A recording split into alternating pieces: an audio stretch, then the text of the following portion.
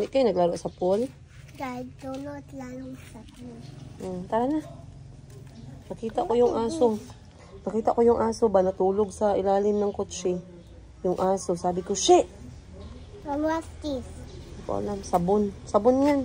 What's this? Sabon. Soap. Sabon. Ha? Sabon. Dito ka mainit. Ali, dito. Oh, bili tayo ng juice.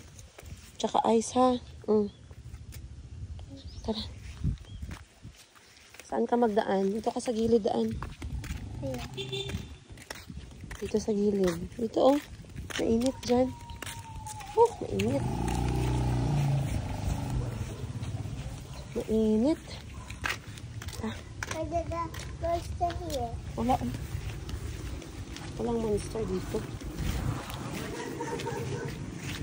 Ha? Naaman. Ambot asa sila karon. Opo. Ay. Sarado, Chico. Sarado ang tindahan. Ah. Bili tayo sa isang tindahan. Kuha lang ako susi sa kotse, no? Ha? Magbili tayo sa isang tindahan.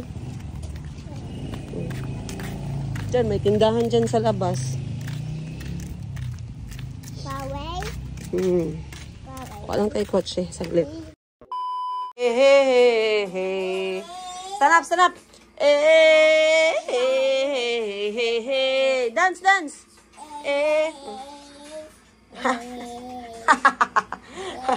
Hi guys, nandito kami sa aming studio-let. Studio-let meaning maliit na studio. Dito po ang aming work office / bedroom dito sa Hong Kong. Ang hirap talaga ng buhay dito sa Hong Kong, guys. Yung mga kapatid kong mga OFW dito sa Hong Kong, binisita ko, guys. Ang rep nasa loob ng kwarto. Ang projector, okay, di ba? At least, kahit gaano kahirap ang buhay, may projector. Meron silang scented candle. Apakasosal. O, meron pa silang treadmill. Yan lang ang makita ninyo, naghihirap ang buhay, na kompleto ang appliances. Yan sinasabi nila na, don't let the door, don't judge the house by its door. Ganon. So, andito tayo ngayon, guys. Happy Sunday. Sabi ko, hindi ako mag-vlog, but I feel like I am missing a lot of moments pag hindi ko nakuna ng, ng memories. Naka-capture yung mga, oh, what? Look! Tita Georgie, look what she did.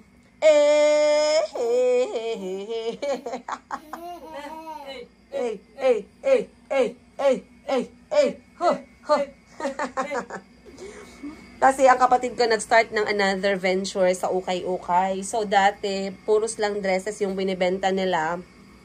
Ngayon, pinasok niya, guys, ang kumot. Hindi ko alam ba't umabot sa kumot yung dress. And just recently, nag-order naman siya ng, yan, anak, ay masira. Yan nga, hindi pa yung bayad sa Shopee.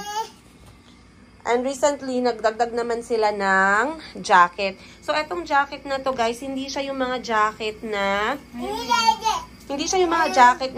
pang winter or pang Japan and pang Switzerland.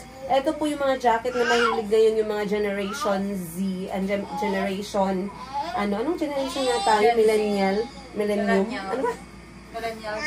Mahilig na suotin ngayon ng mga tao pang OOTD. So, ako for one, I own few jackets kasi pag nasa bahay lang, tas malamig yung mga bata nag-aircon, nag-jacket ako, di ba? Pag umupunta kami sa mga malalamig na lugar, katulad ng coffee shop, coffee shop, nag-jacket. So, meron dinagdag yung kapatid ko sa negosyo ng mga jacket. And this jacket, iba-iba yung kanyang material, pero most of them are very comfortable. Sampulan mo nga kami dyan ng yung jacket business. Yung na-model natin kanina, besh. Yung parang peach. At saka yung violet kanina may green. Yan. Sampulan namin, guys, ha. Kasi magaganda yung bill niya, ha. In fairness. Wala siyang damage at run. Very minimal to no damage, as you can see. So, if mahilig kayo mag-jacket, mga anak nyo mahilig mag-jacket, pumunta ng school, wala pa kayong sweater, please hit up their page. Ano mga yung page mo? Mine and yours.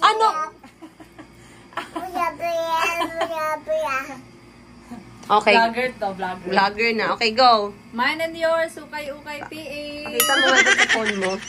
Para makita. Ay, Okay, sige. So, pag pumunta kayo sa Facebook, guys, tutorial, baka wala pang... Oh, ay.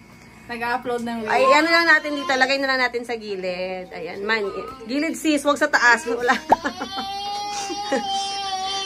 Ano ba?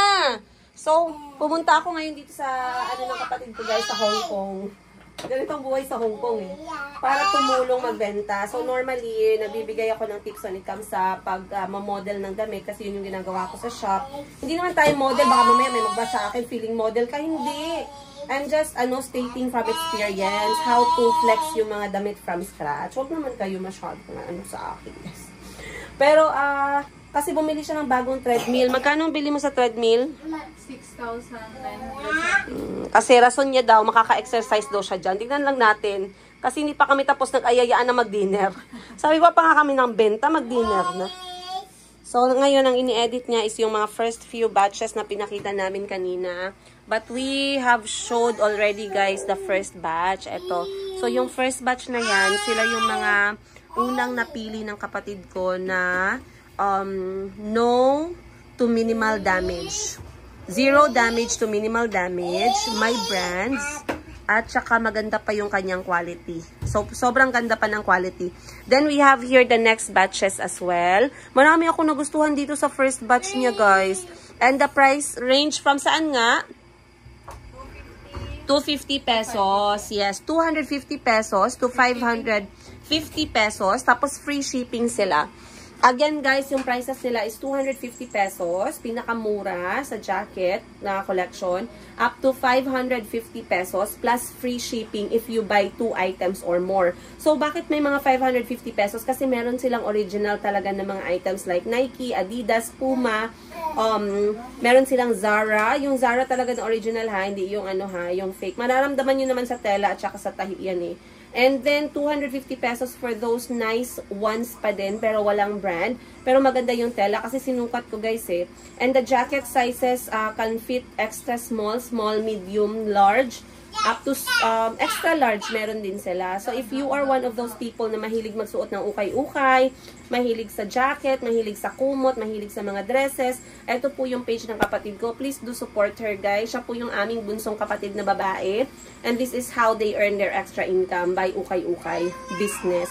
So, they call them selected ukay-ukay kasi instead na kayo yung mangukay dun sa palengke at pagpawisan yung mga natin dyan, mga giti, mga singit, dito na lang kayo mag-ukay sa Facebook in the comfort of your own home. Tsa! Okay, yung mga dresses nila din guys, minsan nagbebenta sila ng dresses nila from 50 pesos pataas. So, murang-mura, makaapas lahat ng mga mayayaman dyan. And of course, meron din silang mga benta ng mga t-shirts, oversized na ukay-ukay. Price, meron silang tag 20 pesos pataas. Lalong-lalo na kapag nagsisale na sila, clearance sale. So, abangan nyo yan. Minsan, meron silang 5 t-shirt, 200 pesos, right? Was it? Ngayon, 10 pieces, 99 na lang. 10 pieces, 99 pesos. Wow! Magkano na lang yun? 10 pesos ang t-shirt. Wow! Ang galing! Visit niyo yung page nila, guys, ha? And then, habang kami nagbebenta, si Madam 10 Gibbs, kinukulit kami, mag-dinner na daw kami. Sabi ko, hindi kami mag-dinner, wala pa kaming benta, wala pa kaming pera.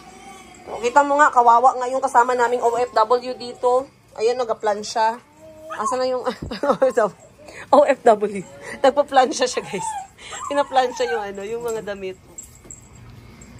So, eto yung gamit namin kanina nagbebenta. So, ako yung nagfe-flex muna. Yung kapatid ko yung nag-a-assist. And then, dito kami nagbebenta. Very maliit lang siya na space, guys. Parang nasa 3x3 lang siya. 3 meters by 3 meters. Then, dun yung bedroom ng kapatid ko sa taas. Dito yung damit. Bigyan ko kayo ng room tour. Dito yung damit nila. Yan yung aircon. Yan yung main switch ng kuryente. Guys, good for 2 lang to ha. Huwag kayo mag-expect. Kahit gaano kahirap, pero naka-sliding door. Sana all. Tapos, meron sila dito. Sabihan ko kayo, guys. Ngayon lang ako nakakita ng kwarto na opisina. Tapos, meron pa ditong photoshoot area. Ang saya ng buhay. Mine and yours.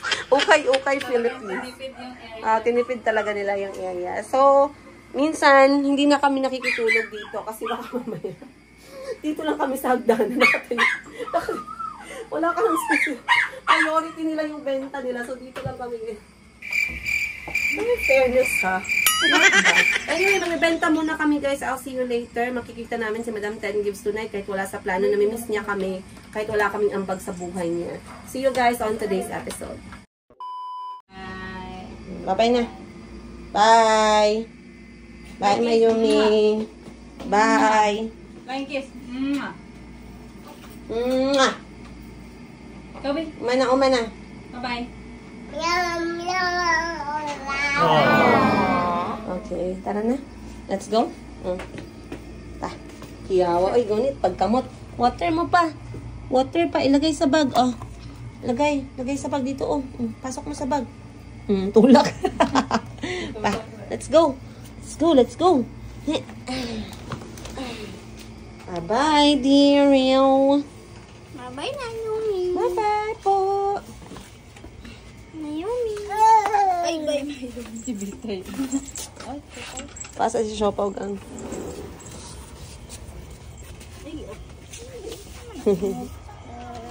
Bye-bye. Hit. Ay. Go na. Bye-bye, dear. Bye-bye, kuya. Mayong gabi eh. Unan ako.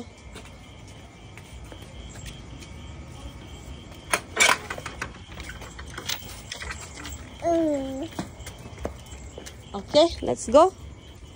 Tapos na kami guys magbenta. Imit na namin si Madam Ten Gives para magkain ng dinner.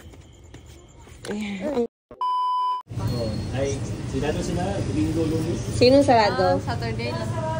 Huh?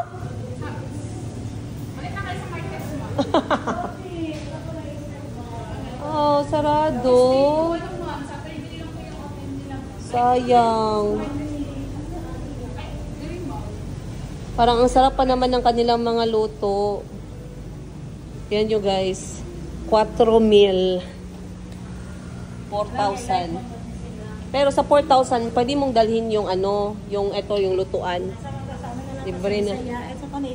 Native chicken. Thank you po. Oh, nag-on si Madam Ten Gives na mag-dinner kami. Dito kami sana sa may, thank you po. Yan. Sa may Kagang Jensen. Gustus. Kaso, sarado sila ngayon. Hanap tayo ng magastos kasi dyan sa magastos sa gastos. Hanap tayo ng option number 2. Let's go. Yan na guys. Dinner. Dito na lang kami kumain sa may sikat na area sa Jensen. This is Chongson Street. Dito tayo sa Danielas. So, basically, pipili ka lang ng ipapaluto mo doon. At ang pinili ni Madam Ten Gives ay inasal na manok. Then, meron tayong pinaputok na chicharong tilapia.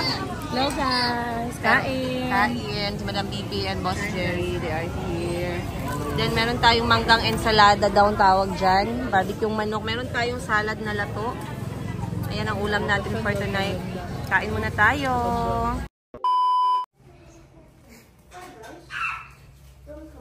Away from the fire. Ouch. What are you making? Fried rice. Okay. And I'm making it spicy. I think we might actually need more rice. Is that noodle? No, Kaya wants to make fried rice. Cousin, what do you want to know? I'll mix the rice muna.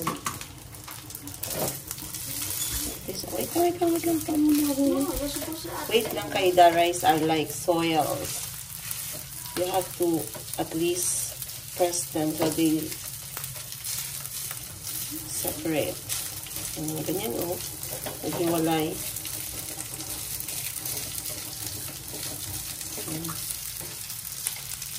Tinuruan daw siya ng tinuruan daw siya ng paano ko ba sabihin?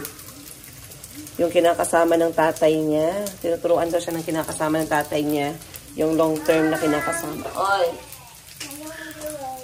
Opo, it's okay. This is, who taught you this fried rice? Teacher, Okay. That's how they make fried rice in Thailand.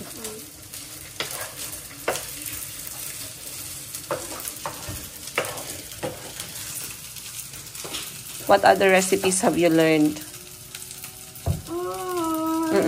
Not too much. Small lang muna.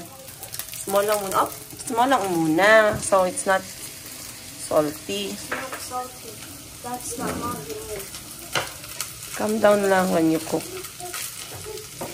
Ganyan sila magluto dun sa Thailand. Tinuro niya sa anak ko.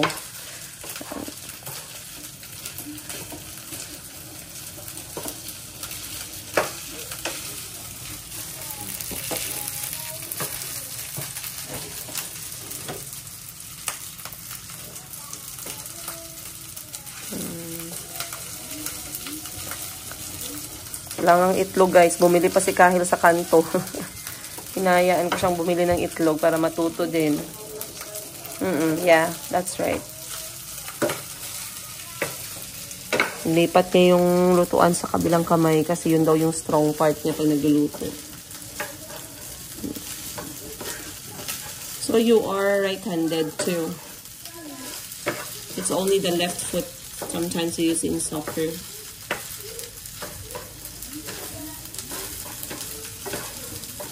But I should start learning to use my left hand. That's what the book said.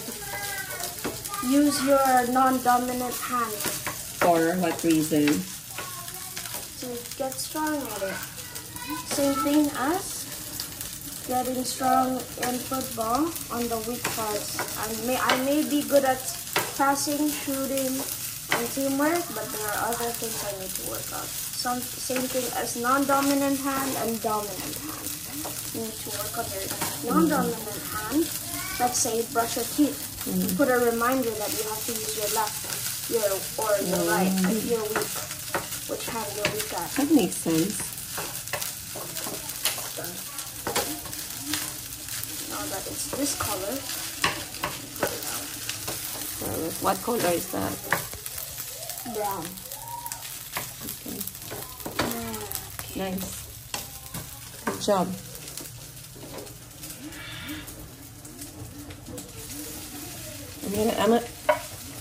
I'm gonna make sunny side up.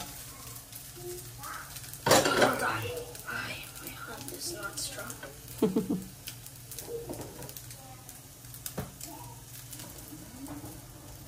No, I got a video of you cooking. There. Told you I would cook for you guys fried rice. Morning guys, mga yung buntag, happy Monday. Ano si Miss Giselle, sana all. Ang ganda ng outfitan ngayong umaga. Parang naman ka. Ilang araw ka nang kumakain ng kamote lang? Ha? Oo, kasi nagluag na gud ang pants mo, oh. Wala ay dahan-dahan na. Dahan-dahan ka lang mag-diet. Nag-jumping jack ka, sabi ni Madam Bibi, mag-jumping jack ka daw. Mag-ilan nga? Pa 100? 100. O, ihati. Ano gani yun? Jumping jack ba? 1, Ay, 2. Oh, yes. Ganyan ka daw, ha? Mamayang hapon. 150 lang muna, oy. Kaya mo yung 100 in one sitting. Agoy, mag-sexy ka. Agay, patay ka talaga dyan, Alan Ladaran. Bakit nagpa-sexy si Miss Giselle? Sino yan? Ba't hindi ko kilala? Char, makapagalitan tayo ni Alan. Good morning guys. Time check natin is 9:50 a.m. Ipa-good morning muna natin yung mga tao dito kasi baka sabihin ni Ma'am Sheena wala silang right manners. Hindi, good manners and right conduct. Ayan si Mitch. Hello po, good morning. Alam mo, nanonood sa'yo si Ma'am Sheena. Si Ma'am Sheena sa mga videos ko. So, this is your chance para ilabas mo yung galit mo sa kanya. Kasi wala naman siyang magagawa. Malayo siya. So, shout out mo. Hey, Ma'am Chin. Kamusta, Thailand? Yun lang. Ate, kanina nung wala pa siya sa video, galit siya. Bakit daw hindi siya sinasama? Bakit may favoritism daw dito sa kumpanya mo, Madam Sheena? But anyway, we miss you at bumalik ka na. Hindi naman kami galit sa'yo. Hindi kami galit sa'yo kahit hindi mo kami pinapakain. Kahit nandiyan ka sa Thailand, hindi mo kami pinapadala ng pang-allowance namin pangkain sa labas. Sis, anong nangyari? Kaninong lalaki mo ginagastos yung pera? Joke lang, guys. So, magla-live selling muna kami ni Miss Giselle. I left the house a while ago. Kasi nga, ngayon ay Monday, marami tayong to-do list. Meron tayong boutique 2 pupuntahan. Asikasuhin ko yung bahay ni Mayumi today. kailangan kong asikasuhin yung sasakyan, kailangan kong pumunta sa bangko, sobrang dami nating gagawin. So, sa ngayon, we are going to take care of the things one by one lang muna. And then, mamaya magchikahan tayo, guys, kasi nag-usap kami ng tatay ni Kuya Kahil about certain things, very important things. So, I'm going to share with you guys kasi this is a part of my co-parenting journey. And sometimes you guys are quite curious kung paano ako nakikipag-co-parent sa papa ni Kuya Kahil. It's not always rainbows and butterflies. Char, bakit may rainbows and butterflies sa co-parenting? Ma'am, di ba pang love story lang yan? Hindi, ang inamin ko lang, it's not always a happy moment, but at least being a co-parent with Kahil's dad, 80%, 90% of the time is quite positive. I would even say 95%. Since we only focus about Kuya Kahil, so there's no complication. Ayun. So, mag-live selling muna ang all, guys. I'll see you on today's episode. Much love, Princess Iga. Lunchtime! Natapos din kami sa pagbenta. Naubusan kami ng kanin sa karinderya. Pero masaya naman ako at naubos dahil binigay sa amin yung dukot. Sa Bisaya, dukot ang tawag namin dito. Masarap yan eh. Tapos yung ulam namin ni Miss Giselle, adobo, manok. Ayan, may natira pang isa. Then meron siyang paksiw. Kain lang kami. Then lilipat na kami sa Mayumi Thailand Closet. Dito kami kumain kay nanay, guys. Yung karinderya na malapit sa shop.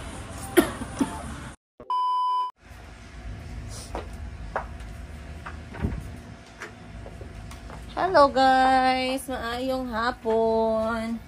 Time check natin 1:11 PM. Parang nakababa yung ating ano, yan. Time check natin 1:00 na ng hapon. Nandito na kami ni Miss Giselle sa shop. And productive na kami ngayon. Yes.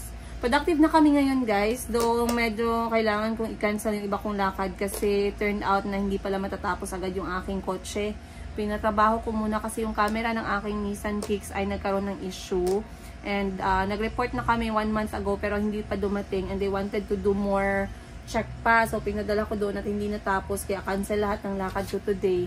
Instead na gusto ko kasi sanang puntahan yung bahay ni Mayumi today para ma-follow up ko yung aking statement of account. At makapagtanong tayo kung kailan nila sisimulan. Kasi I actually heard na sisimulan ng gawin yung bahay ni Mayumi next year na, inshallah. Hindi ko lang alam kung may pagbabago dun sa dates, pero if ever, kung earlier, mas maigi. Kasi mas early matapos yung bahay, much better. Baka pwede na nating maging source of income din yun habang, habang sa hindi pa siya ginagamit. So anyway, I wanted to talk to you. Sa last natin na comment, merong nagtanong dun, Ma'am, pwede ka bang gumawa ng reaction video about sa reaction ng papa daw ni Kahil na sumali daw siya ng soccer cup sa Del Monte, Manolo Fortich, kasi first time niyang sumali sa isang soccer game talaga na medyo seryoso na part dito sa Pilipinas. And first time niya rin sumali sa isang soccer team na school, soccer team training or soccer team academy. So, yung tatay ni Kahil, guys, hindi talaga yan siya hindi yan siya mahilig sa mga ganyan, mga video. Kaya hindi niyo siya nakikita din sa mga videos na ina-upload ko kahit nasa Thailand ako. And sometimes, sinatago ko talaga yung kanyang mukha. Pero I have some few viewers and followers na nasa Thailand na nakilala nila or nakita na nila, nakausap na nila yung tatay ni Kahil kasi either kasama sa work or something like that. So, anyway, pagdating naman sa reaction, his dad is very happy. Actually, grateful yung tatay ni Kuya Kahil, Kasi sa tingin niya, excuse me guys, baka may importante tayong... Okay. So anyway, tawag nito, he's very grateful and very supportive naman talaga sa mga ginagawa ko para kay Kuya Kahil. I have a chance na humingi sa kanya ng support when it comes to financially, pag sumasali si Kahil ng ganito. Pero kung kaya ko lang naman, hindi na ako humihingi. Kasi ang nangyayari sa gastusan kay Kuya Kahil, it's more on a parallel co-parenting. When I say parallel co-parenting, kapag nasa kanya si Kuya Kahil, siya po talaga lahat yung gumagastos. Kapag naman nasa akin si Kuya Kahil, siya pa rin yung gumagastos, pero more on 50-50 kami.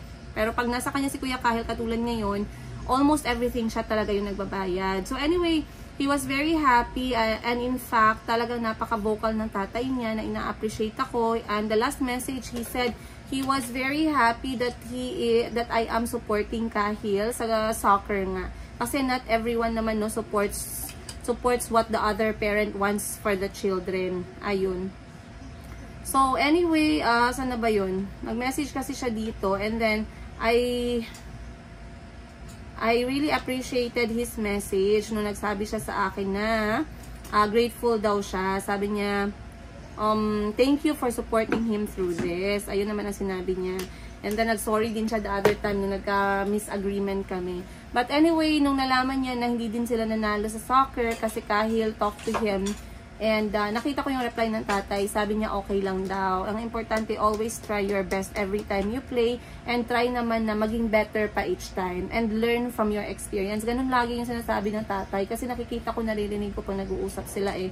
But there is something that we would like to change. As soon as pagbalik ni Cahill sa Thailand, meron kaming gustong i-implement kay Kuya Cahill. Pero eto, mabigat din to na, na pagiging, mabigat din to sa part ng tatay niya. Because he really has to be consistent for this kind of policy. Kasi generation ngayon ng mga bata, guys, iba na talaga. So for him to be able to succeed sa ganitong klaseng pagbabago, kailangan niya maging tough parenting talaga pagdating kay Kuya Cahill simula ng pagbalik niya sa Thailand. Ayun. I want to tell you more, guys, kung ano itong gusto namin i-implement kay Kuya Cahill, and I also notice as well na hindi na siya maganda nga. And yeah, sana ay hindi siya mahirapan, and I hope Cahill will not find it difficult to have this kind of transition sa kanyang edad. Ayun. I don't know what you parents think about this.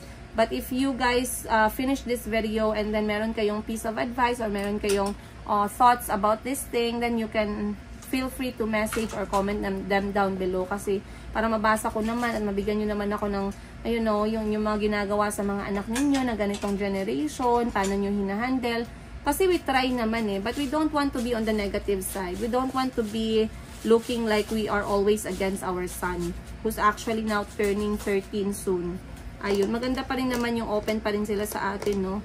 Pero hindi din maganda na they are now, they might feel na they are the one holding us, they feel like they're holding us on our necks instead of us making sure that we are guiding them correctly. Ayun. So, yeah. So, ngayon, kami muna ni Mr. Sala magfa-finalize. Meron siyang mga orders, guys. At nag-rearrange po ako ng shop konti. Kasi nadagdagan kami ng mga clothes hanger sa wall. So, nag-rearrange tayo. But, this is the look right now ng shop namin. Mas malapad, mas malamig, mas mabango. Ayun. Pero meron kaming bumagsak na isang hangiranan dun. Sana maayos na rin yan siya. Anyway, I'll see you guys more on today's episode. Alright. Ang dami-dami natin kailangan gawin. Hindi ko na alam kung ano yung urgent at ano yung hindi sa sobrang dami.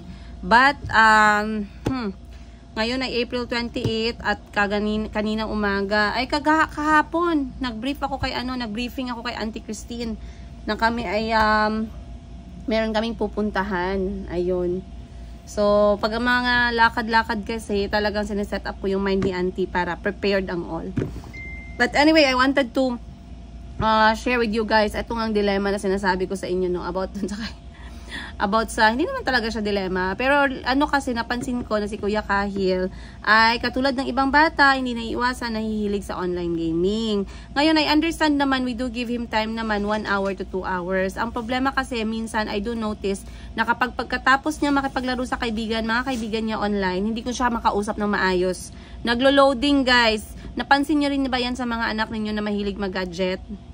Kasi alam ko, hindi lang yan sa anak ko, no? Pero, nangyayari lang yan siya after nilang maglaro.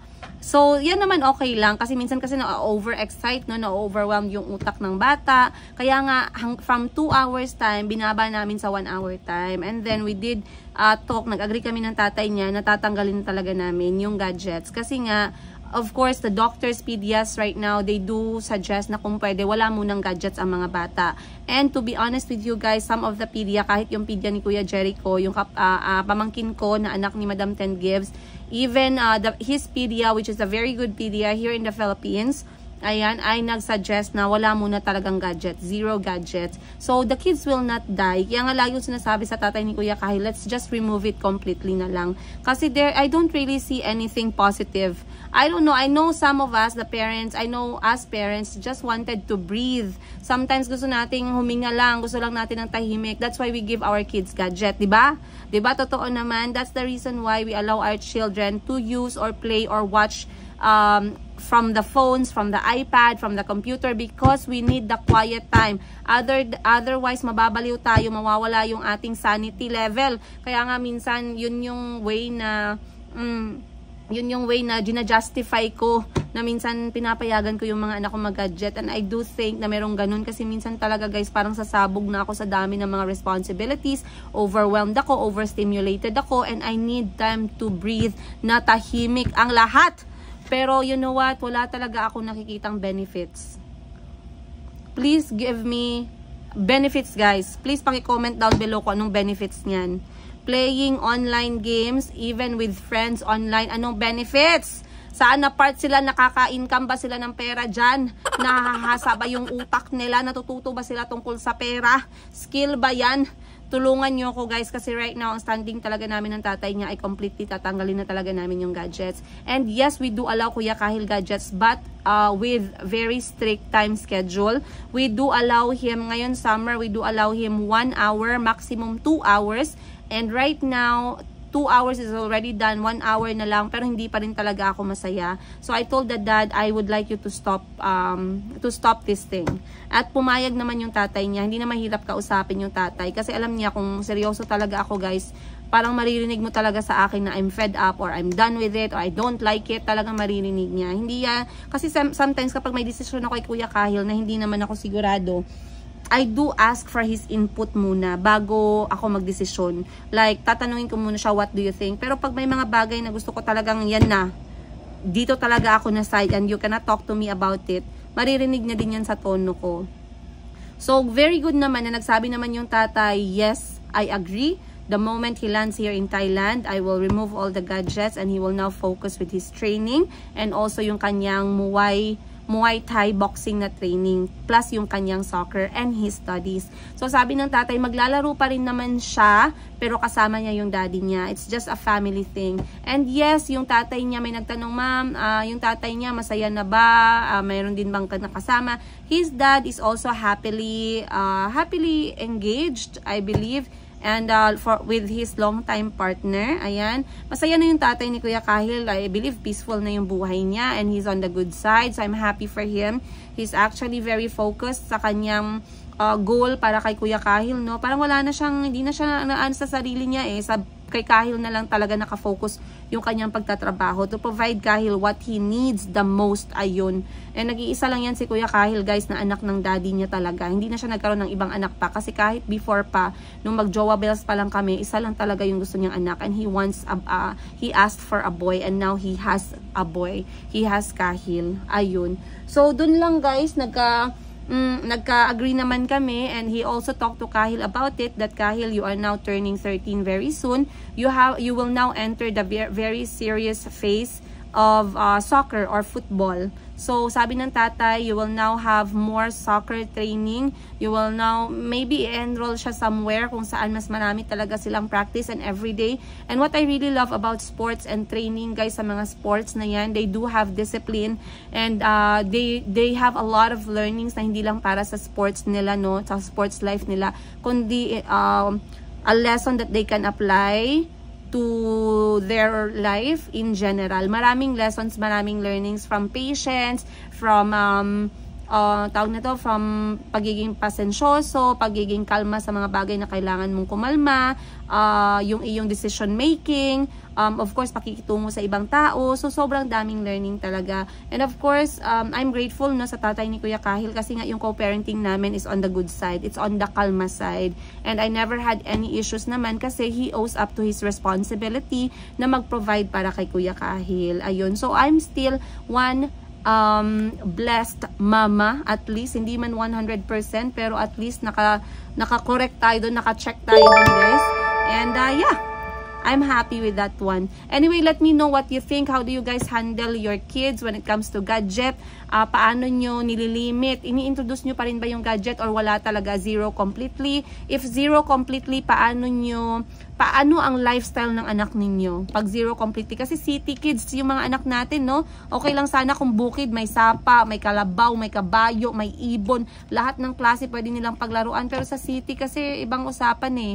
So let me know how you deal with it, guys. And if you do allow gadgets, to what extent, and what's the difficult part para sa inyo, at ano yung madali para sa inyo, at why, if you allow your kids gadget, ano yung pinaka advantage niya for the children and for you as a parents. I can't wait to read your comments, you guys, and to hear about them. Of course, I will read them, guys, and I'll put a heart sticker on that. You will know. Again, maraming salamat po. I'm going to end this one now kasi meron po akong lakad ngayon papunta ng laundry shop.